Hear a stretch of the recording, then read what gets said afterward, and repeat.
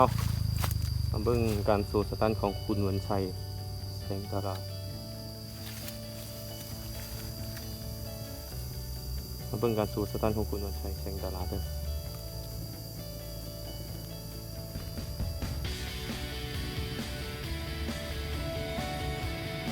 ตอนนี้ทีมงานเขากำลังลงมาเนาะลงมาหลายคน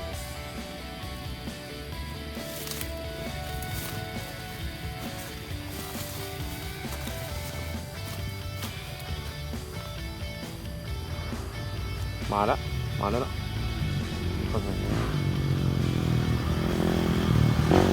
โอ้เย้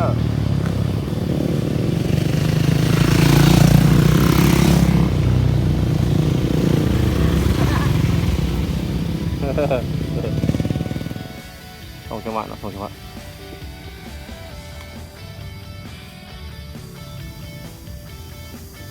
กำลังไล่คนกันมาเนาะตอนนี้โอ้บิดมาแห้งแล้วเหาะโอ้ยบุญยกล้อกลับไปยกล้อดูกลับไปยกล้อใส่น้ำนี่นะโอ้ยกลับไปนิดเดียวนึงรักไข่หูกี่เลย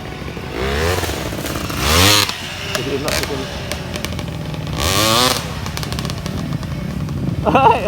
เกือบ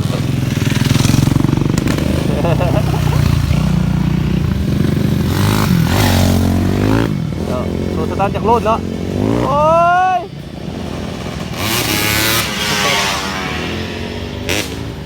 เอาดีเมื่อกี้กล้องตกขอโทษ